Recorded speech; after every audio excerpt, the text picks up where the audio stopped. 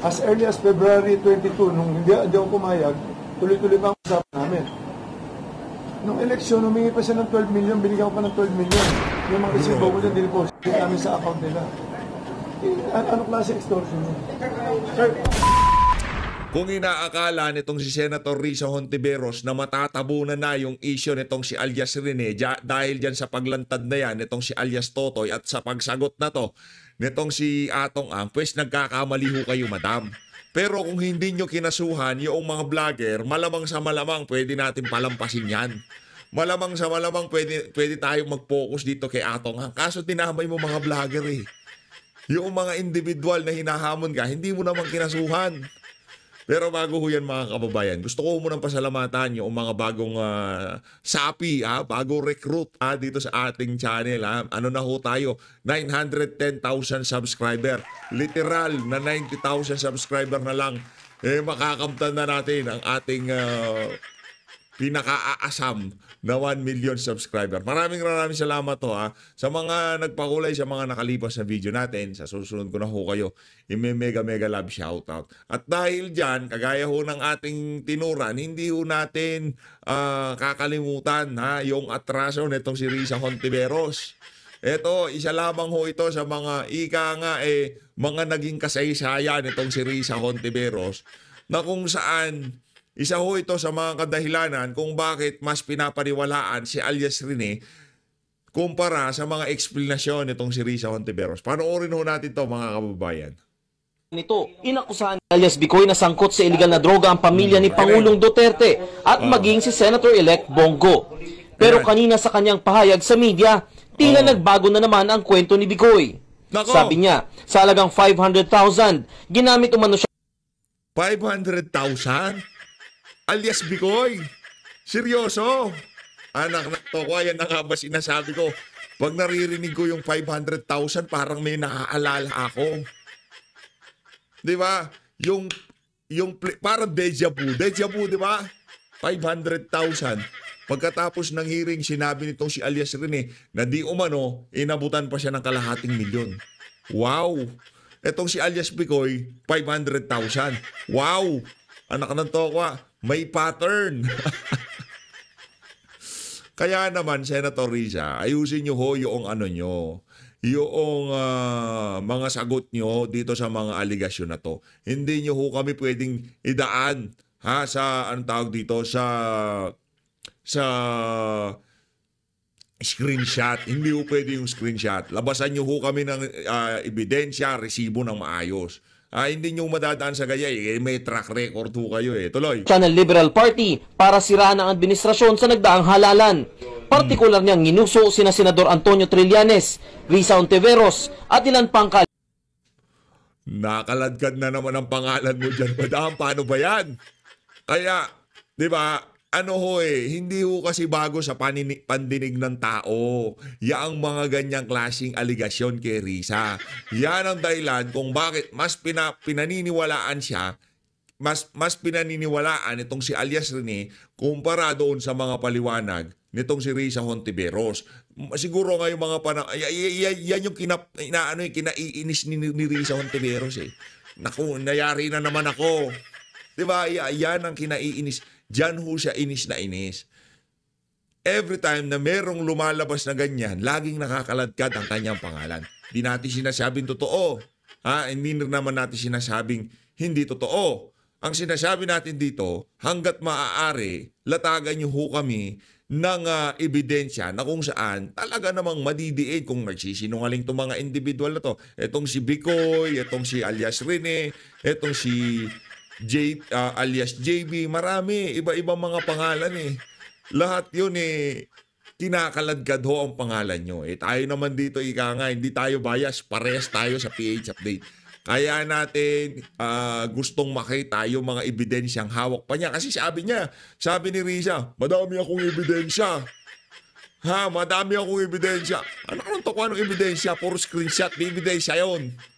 Kahit ako kaya akong gumawa ng ebidensya kung ganun din lang naman pala ang alam mo yung ebidensya, kagaya dito kay Agent Morales.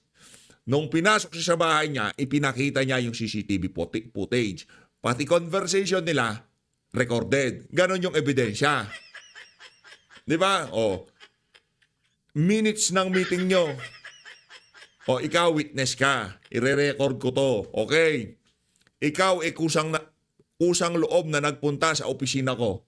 Recorded yan. Okay. Hindi kita hinanap, hindi ka hinanap ng staff ko. Maliwanag. Recorded. O yan, protection natin dalawa. Yung mga tipong ganong mga ebidensya ang hinahanap po natin.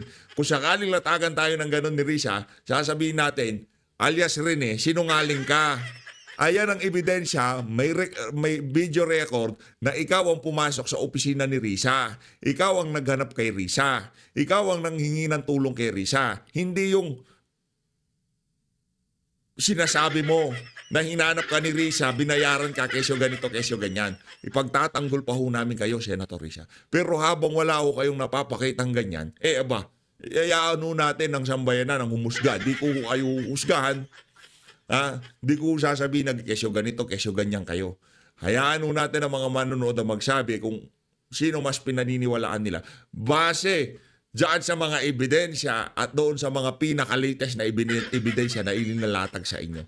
Heto na, lipat na ho tayo. Naku, ito si alias Totoy. Ito Brad, ito kay Atong Ang. Sa tingin ko, ito lang masasabi ko dito. Kung di kayo nagkalabuan ni Gretchen, hindi mangyayari yan.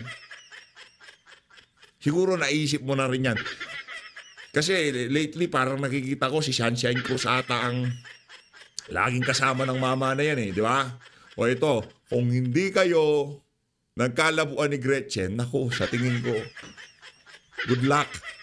Ito na ako mga kababayan. Exclusive po ito sa GMA News. Panoorin ho natin ang exclusive interview dito kay alias Totoy. Game.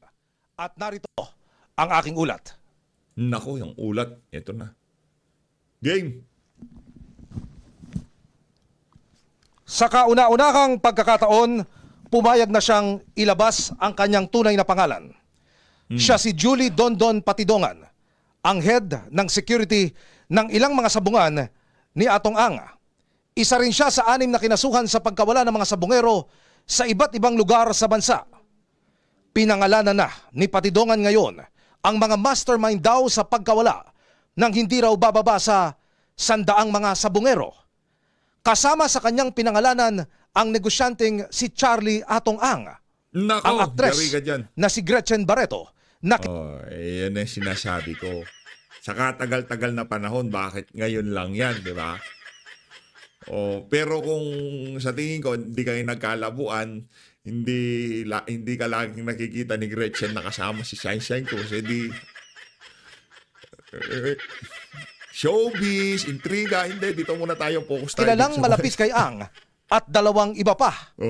Kung ano raw ang kanilang mga papel, ipinaliwanag ni Patidongan sa aming panayam. Nagpa-interview si Patidongan ngayon dahil kung ano-ano na raw ang bintang na ibinabato sa kanya ng mga kalaban. Nanawagan din siya sa 4 na umunoy mga dating gwardya na lumantad na nanawagan sa kanya na huwag silang idamay sa kaso. Ilang araw na lang daw, lulutang na siya. Inaantay na lamang daw nilang makumpleto ang mga dokumento. Narito po ang sunurang pakayag ni Julie Aguilar Patidongan alias Dondon. Nandyan sa affidavit ko yan. Yan. Mr. Charlie Atong Ang, then Eric De La Rosa, Engineer Celso Salazar. Sila ang mastermind sa nawawalang mga sabungero. Sila ang utak ng lahat. Si Mr.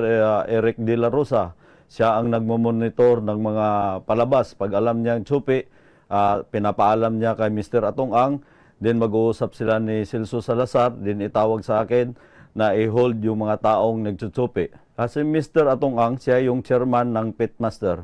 Siya ang pinaka-mastermind at siya ang nag-uutos na talagang iligpit yung mga yan. Nako, mabibigat ho mga aligasyon sa inyo. Kung itong si Senator Risa nakapunta sa NBI, hindi ko alam kung saan kayo pupunta dyan. Katulad ng sinabi ko, may mga taong membro. Dito wala tayong dito. Makulong niya si Atong Ang, maabsuelto si Atong. Wala tayong pakialam dyan. Ang issue ho dito, yung mga mahal sa buhay na lang talaga noong mga mga nawalan ng mga minamahal na sabongero. Kasi siyempre may pamilya din naman yung mga yon. No, saka yung 'di ba yung missing sabongero, ilan lang yan, mga ilang lang yan, ilang parang nasa lang yan mahigit 20, parang ganun Pero sa totoo daw mga nasa 100 yan, marami daw yan. Di umano base doon sa mga nababasa-basa natin sa social media. PNP na inuutusan para kumuha doon sa binyo. Sa mga taong nagtaka, bakit ngayon lang ako lumutang? Ngayon, lumutang ako dahil alam ko ang pinagkatiwalaan kong tao na ang ating PNP chief na si General Torre. Uy. Alam kong hindi niya kaya bayaran ng pera yan. Wala kang tiwala kay Marbil. Marbil, wala siyang tiwala sa'yo. Hindi siya lumutang nung nung kapanahunan mo. Unfair. Anak na to ako. Hindi, approve yan. Approve yan, sir, kung talagang alam mo kung saan. Kaya pala itong si Torre, palong-palo siya. Sige, sisisid ako dyan. Kaya ko yan. Isa ako sa mga magiging lead diver dyan. Kausap na pala niya itong si alias Totoy. So, naging papel mo rito sa missing sabongero? Ba't ikaw ay kasama sa kinasuhan? Sa totoo lang, wala akong kinalaman dyan at isa lang akong utusan niya na bilang farm manager. Ikaw pala ikakasuhan bukas ni Atong Ang. Ano masasabi mo? Parang kinasuhan niya na rin yung sarili niya dahil ako kakasuhan niya. Siya naman nag-uutos ng lahat. Katulad ng sinabi niya, nag-extortion daw ako ng 300 million. Para alam ng lahat, hindi ko kayang tanggapin yung pera niya. Sinabi niya na nga sa social media na bilyonaryo ako. Patunayan ko na lang na ako isang bilyonaryong mini. Yun lang ang masasabi ko sa kanya. At saka Mr. Atong Ang, sabi na nga ng mga matatanda na huwag ka na magtago sa palda ng nanay mo. Binigyan mo ako ng papel na para pirmahan ko yung recantation ba yun na binigay mo sa akin kapalit ng pera. Sabi ko hindi ko kayang tanggapin yan dahil buhay ko at buhay ng pamilya ang nakataya dito at ng mga pamilya ng mga nawawalan sa bungero. Sino itong babaeng artista na ito? Yung artista na yan, walang iba kundi si Miss Gretchen Barreto. Nako, yari ka dyan, madam. Nako, itong si Gretchen Barreto, paano ba yan? Pagka kumanta rin si Gretchen Barreto, kasama din siya kasi malamang sa malamang, state witness ka dyan. Protektado ka ng pamahalaan. Paano pagka sinusugan nitong si kasi kung di naman ikaw yung pinaka-kriminal. Hindi, pinaka-guilty kayo naman, Basta hindi kayo yung most guilty, alam ko pwede kayong mag-apply dyan sa witness protection program o maging state witness kayo, di ba? Naku, yari ka dito, akatok. Pagka itong si Gretchen, sinabi niya, din ako, hindi naman, narinig-rinig ko lang yan. Hindi ko naman ganito, ganyan yan. Alam ko buong katotohanan. Ako, yari ka dyan, Brad.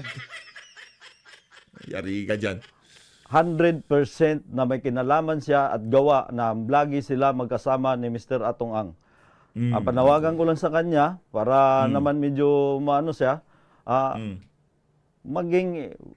makipagtulungan na lang siya sa akin. Sa mahal makipagtulungan ka na lang.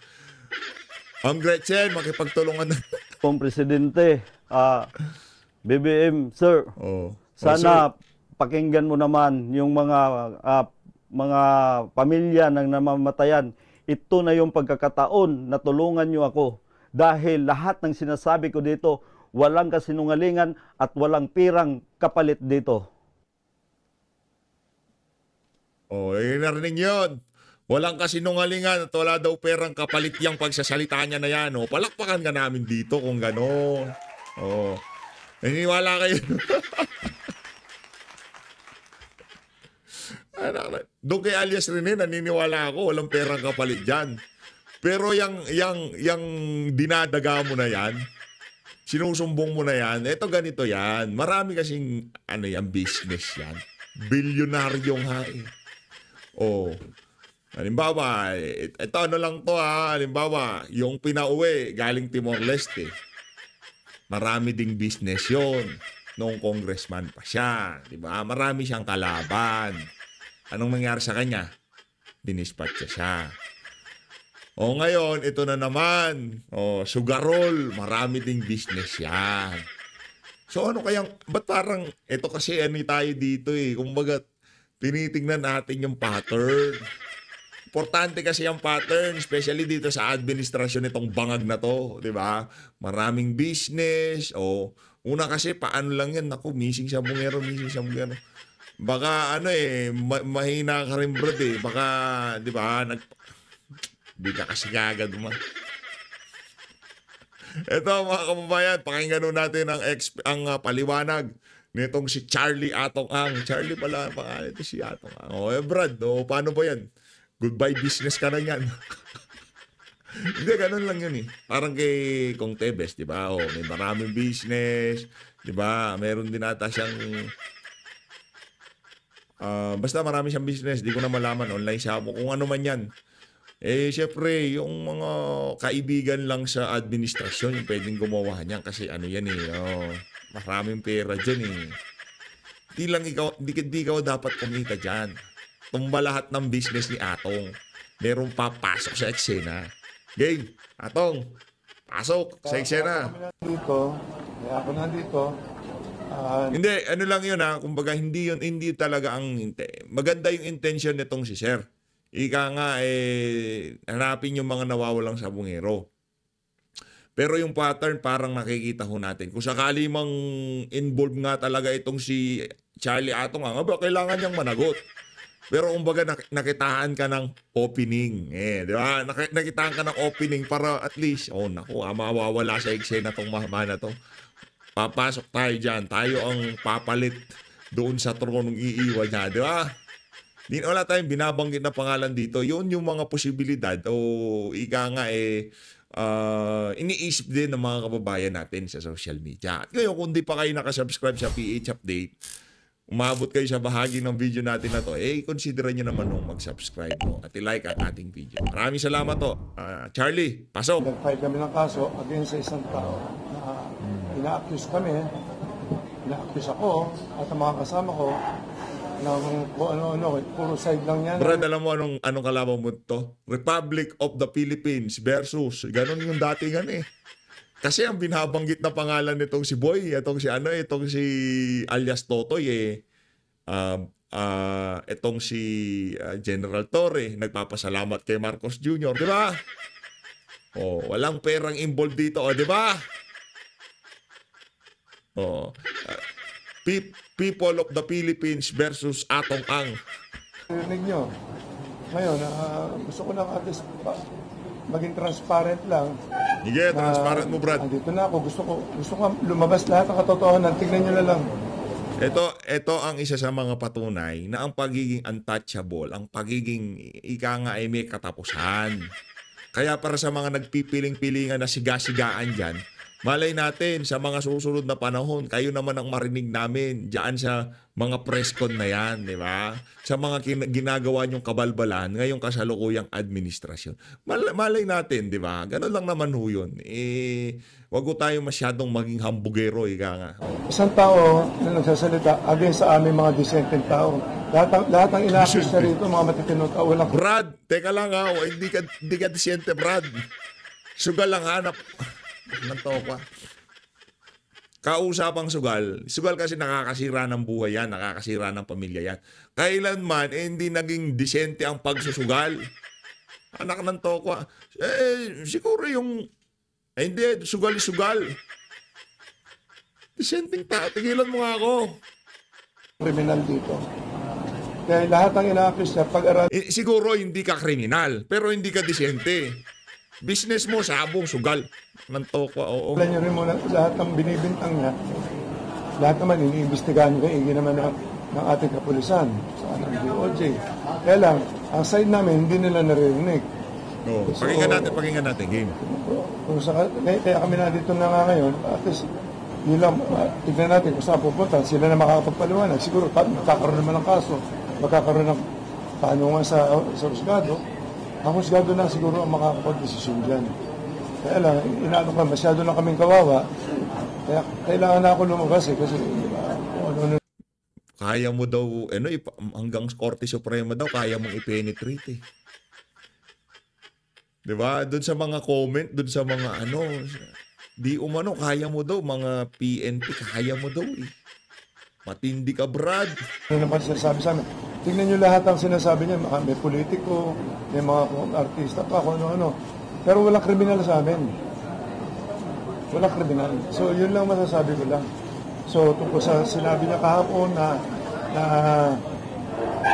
nag-o-offer ako sa kanya ng 300 million na sinusuhulan ko siya. Gusto kong marinig nyo si Atty. Carol Cruz.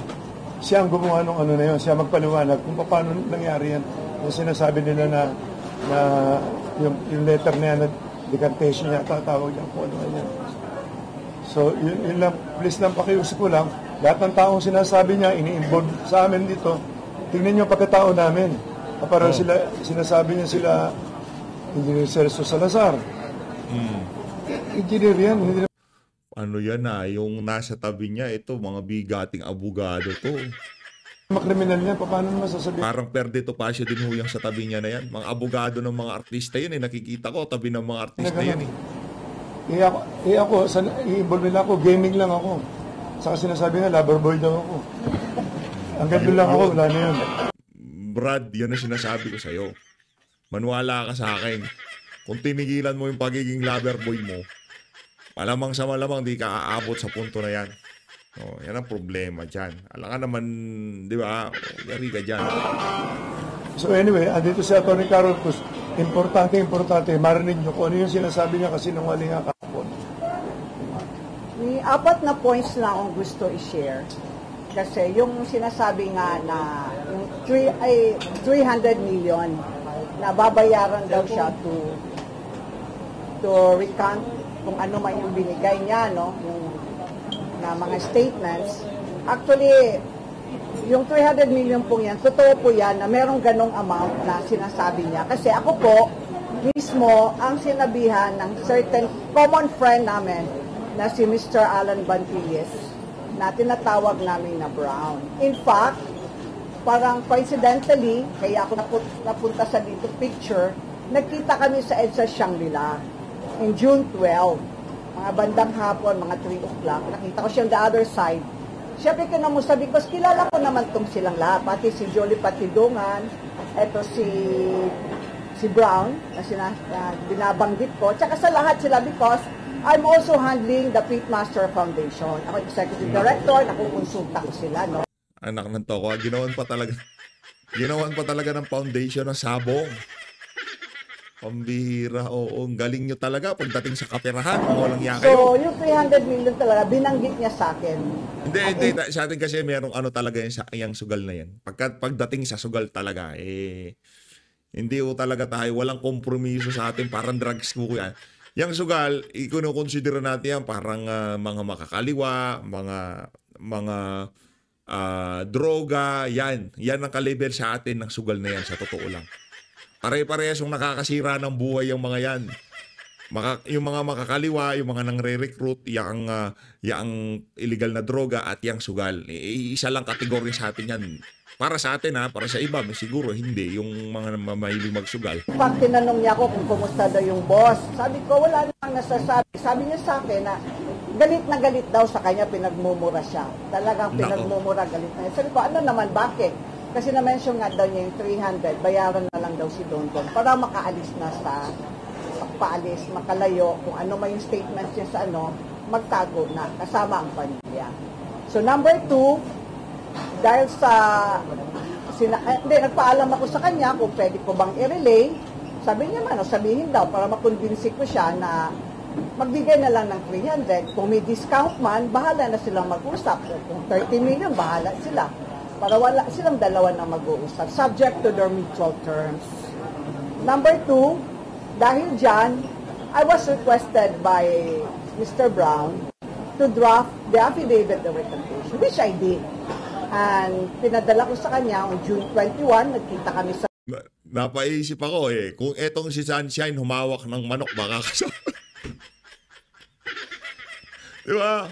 Etong si Gretchen hawak ng manok May nahawakan pa naman yung pang cockfight, yung pang ano talaga, pang swerte si Sunshine, hindi humawak ng manok. Pero kung humawak siya ng manok, nako, yari. Sa Soler. Tapos after that, we have a short conversation, of course, kasi kilala ko naman sila. Hi, hello, etc. Kung kumusta to. And then, bumalik siya tumawag na I also consulted, of course, si Mr. Kasi he's my chairman sa Pitmaster Foundation. Ang dami namang natulungan nito, no? Then, Madam, kahit 1 billion pang natulungan yan, meron hong nawalang mga sabongero. Hindi na... Sabi niya, bahala ka, ikaw naman yung abogado, alam mo naman ang gagawin mo. Which I handed to Mr. Brown on June 21. And then there was an amendment of the affidavit. Ni-request din nila na ayusin. Then I also handed the same day, at about 9 o'clock, nakita kami sa Petron, Katipunan, sa yung sa Mila Vista. Yun. Then number 3, during my course of conversation, that's number 3, nagtanong ako, after this 300 million, etc., after signing, ano ang gagawin? Sabi, may plano silang umalis, kasama ang pamilya. Iba, mahirap kasi kapapanganak lang ng asawa ni Dondon yung Julie Patidungan.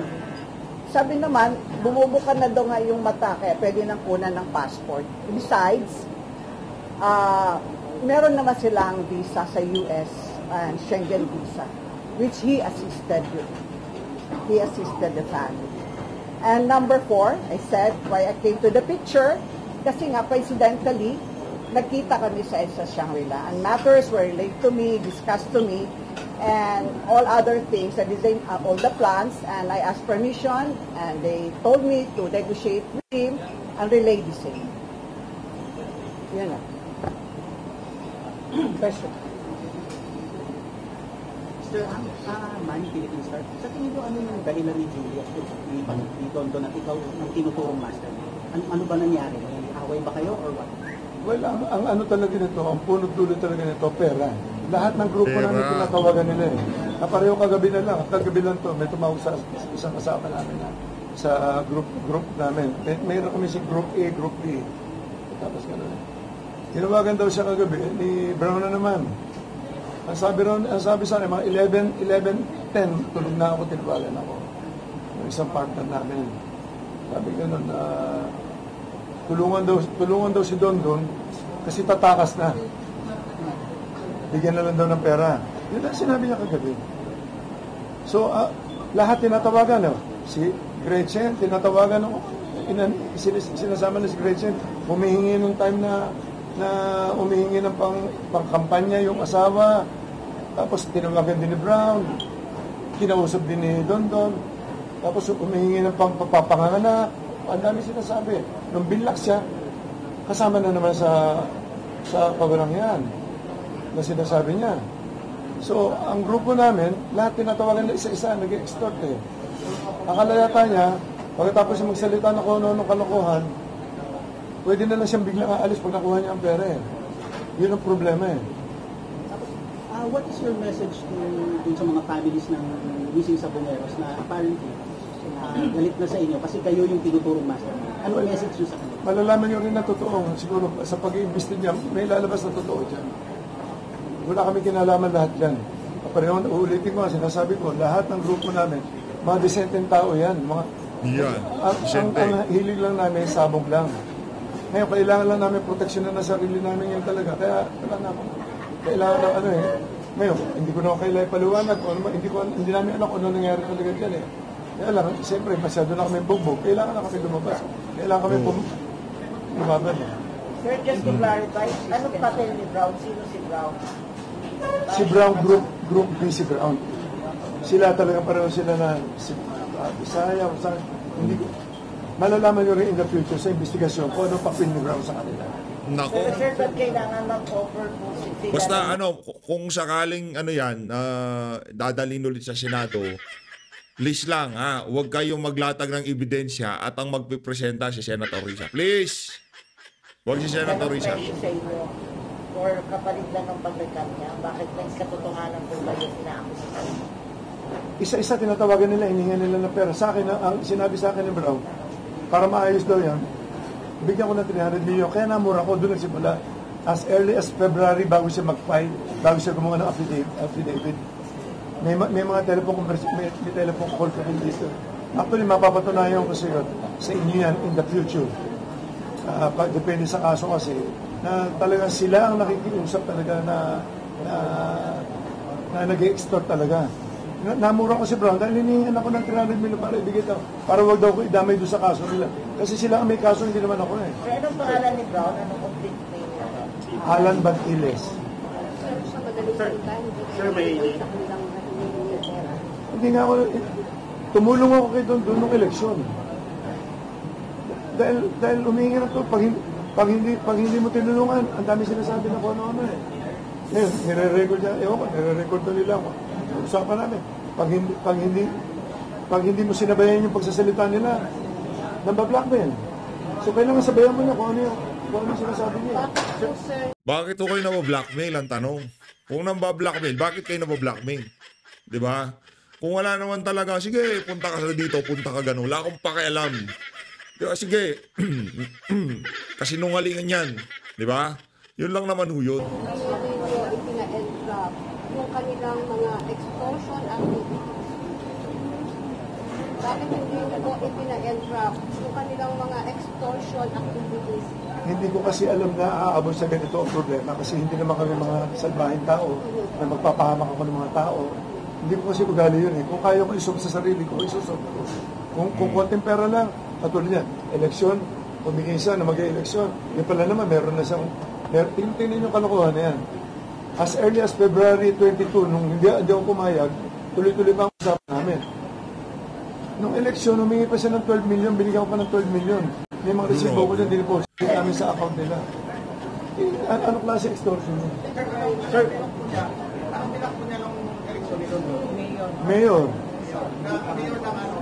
Ng Borobo, ng Surigao Antas. Sir, may idea kayo kung sino nasa likuran nito? Wala, hindi ko masabi kung sino nasa, pero hindi ko masabi ko anong pinagagawa niya. Sir, Pero po sa pera, may nakikita ba kayong angulo na dahil po sa politika kayo ginaganito? wala naman ako sa politika, hindi ako nakita na sa politika. Hindi ko alam kung sino nasa likod niya siguro. Sa pag-iimbestiga niya na lang ng mga pulis siguro, makikita nila ko ang punot dulo niya kung ano yan. Tansikin nyo na lang, yung background ni Don, doon na lang. Pero sir, may kalaban po ba kayo mas malaki pa dyan sa larangan ng negosyo niyo po na baka nasa nito? No comment ako niya sa kanya sa negosyo kasi. Sir, when was the last time you talked to Don? Lagi ko siya nakakausap maski nung huli. Last night. When was the last time? Hindi. Send ng fillers last night. I think last week, ito, sinabi niya sa akin. Tumawag si Brown. Pagtawag ni Brown, sinabi niya, boss, gusto ko yung makausap ni Don kasi aalis na Ram. Mag-usap na lang kayo para makaalis siya kasi inaayos na lang yung visa, no? Yung visa yata yung anak niya, yung bata. Tapos, sabi niya sa akin, sabi niya, boss, magandang hapon po. Sabi nun, namumupo naman siya. Sabi niya, gusto ko sana iligtas kayo pero yung mga kasama nyo dapat isama ko sila. Sabi ko, ano kasalanan namin? Bakit mo kami sasama? So medyo hindi maganda naging usapan. Sir, I was able to read your affidavit. Meron pong nakalagay doon na si Rogelio Baritan is nakipag-meet kay Don. Ang sinasabi po ni Rogelio Baritan planning to assassinate you and rob yung mga properties. Okay, ganito yan. Nung nagtatago sila, okay, nakarating na sa akin yan, tuhuli na lang Pagka nakakainom kasi yan, ang dami masyadong kwento, ang dami mga pinaplano. Yan si Don, paglasing niya, kung ano mga pinagsasabi niyan Tapos, nasa isang meeting, nasa safe house nila na tinataguan nila, sa bad na Parañaque daw, Ilan sila dyan, hindi ko alam kung sino-sino kasama lahat, kung sila nakakaalam niya. Pinlano nila na, kasi noong time na yun, talagang delikado rin ang papel ko kasi nasa paligid ko mga tao niya eh. Noong time na yun, nagtitiwala ako sa kanya. Ngayon, ang napag-usapan doon, kikidnapin ako, matutubos ako, saka papatayin ako. Sir, anong action niyo pong ginawa niyo after learning that information? Dito huli ko lang nalaman eh. Sir, kanina po mentioned na tinatawagan lahat, including the actress Gretchen Galeno. Were you able to talk to Gretchen after sabihin yung pangalan niyo in line with her name? Wala namang problema kasi talaga naman kasama namin siya sa Group A. Ano kami, yung Group A niya, yung tinatawag, investor lang yan. Walang kinalaman sa mga operation yan. May operation, naglalaban lang sila ng mga manok. Walang kinalaman. Yung sinasabi nila sila, Eric, ako, si Gretchen, si Gretchen, nakita nyo, bumibitaw lang ng manok kung minsan-minsan niya para sa marketing lang yan, para mga tumaya. Pero sila Celso Salazar, ang negosyo niya, poste. Ano kinala, wala masamang record yung tao. Paano naman makakasama sa mga ganyan kalukuhan niya? Sir, last on my part, sir, anong level ng relationship na po ni Julie? Were you acquaintance? Umabot na ho ba sa naging magpapari kayo, close, sharing secrets? Hanggang anong level po ba yung relationship? Naging trust. Kasi sobrang magtiwala sa mga tao. Ang trabaho ni Julie sa amin, siya nag-aasikaso ng mga properties namin. Pag may tinatayo yung mga buildings o siya rin nag-aasikaso farm, yung maliliit na mga bahay, mabilis siya magtrabaho. Kaya nagtiwala ako sa kanya. Hindi ko alam ang mga record niya. Meron pala siya mga murder case, may mga hold up, may pinatay pa rin ng mga pulis yata sa Caloocan. Can I speak to that? Yung issue, no? Kasi dapat malaman natin sino ang whistleblower na to. Sino ang nag-proclaim sa sarili niya na gusto niya mag-testify. Sino ang don-don na yan? Ang don-don na yan, kasi kami namang mga abogado, hindi naman kami tatanggap ng kaso pag hindi kami nag-due diligence. Nakita namin na yung don-don na to ay criminal. He has 3 criminal cases. No? He started sa isang security company na tinanggal siya dahil sa sexual harassment. No? May nag-complain ng sexual harassment. Tapos nakita pa namin sa due diligence namin na noong January 2020, merong nag-file ng information for frustrated murder. Ito against yung whistleblower na yan sa RTC Morong Rizal. Isang kaso yun, frustrated murder. Meron pa siyang charge for murder and multiple frustrated murder in Taytay Rizal, final noong March 2019. Nakita rin namin na noong July 2019, ang Metrobank mismo, Metropolitan Bank and Trust Company mismo, ang nag-file ng isang kaso for robbery. Robbery with threat and intimidation, physical injuries, and grave threats. So, tignan natin, credible ba itong whistleblower na to? Kanya, nandito si Atong Ang, na dinirepresent po namin para tulungan. Ang objective po natin ay tulungan natin na na lumabas ang katotohanan because ngayon ang lead lang ng Secretary of Justice at ng police authorities ay isang statement na hindi naman totoo. So, our objective here really is to help. Sabi nga ni Sir Atong Ang, nandito pa kami para ilabas ang katotohanan because baka mag-follow ng false leads ang SOJ. Wala na namang mangyayari sa kasong to. Isipin natin yung mga families ng victims na hanggang ngayon hindi pa nakikita. Isipin natin ilang taon na yan, more than 4 years. Kailangan malaman ang katotohanan. Sino itong whistleblower? Kagaya ng sinabi ni Sir Atong, siya po ang directly responsible. He was a farm manager na binigyan ng full trust and confidence. Siya yung in charge ng operations. Tatlo yan, sa Batangas, sa Laguna, at sa Manila. Siya po ang nag-hire ng mga tao. Siya ang nagko-construct ng mga building. Siya ang nagme-maintain ng property. At doon niya naisip na gumawa ng illegal na activities. Kanya yumaman yan. Meron pala siyang, nalaman namin rin sa aming investigation, na meron siyang separate na business na hindi alam ni Sir Atong Ang. Sa separate na business na yan, doon siya gumagawa ng pera, illegal operations. Meron din siyang, siguro, ang tawag ko doon, private army, napakadaming security guard, saka napakadaming firearms. Kaya natatakot. Yung mga alamang ginagawa nitong Dondon na to ay natatakot mag-come forward because may sariling operations itong si Dondon na yan at takot na takot sila. Ngayon na sabi ni Secretary of Justice that he will help in bringing out the truth, gano'n ang mangyayari. No? We will fully cooperate with the Secretary of Justice, with the investigating officers, and with the Supreme Court yung darating na doon. Attorney, question from GMA News. Attorney, yung kung possibility na siya gawing state witness, what are your thoughts about this? Kung siya gawing state witness po, si Dondon? Sa definition ng state witness, dapat person who is the least guilty. Sa RTC Manila, na lima ang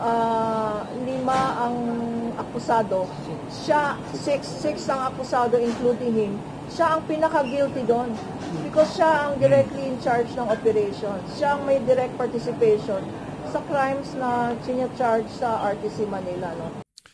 Tsaka sa kahaba-haba ng panahon, bakit ngayon lang ngayon siya nagsabi na involved itong mama na to? Di ko siya pinagtatanggol Napanood natin yung mga hearing sa diyan sa Senado kung nandiyan sa missing sabongero na yan.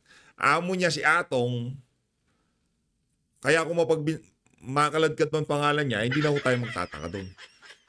Pero ang atin lang naman ho dito, kahit ano pang sabihin ng pamahalaan na ito ay para sa paghahanap ng mga nawawalang sabongero, hindi ho mawawala sa kaisipan ng ating mga kababayan na nahahaluan ng politika itong issue na to. Ayun na nga, hindi na ho natin tatapusin ang pagsasaltahan itong abogado nitong si Atong Ang. Dito na natin tatapusin ang ating reaction video. Maraming salamat po sa pag-support sa Page Update. Maging kayo kayo lahat. Mahal natin Pilipinas.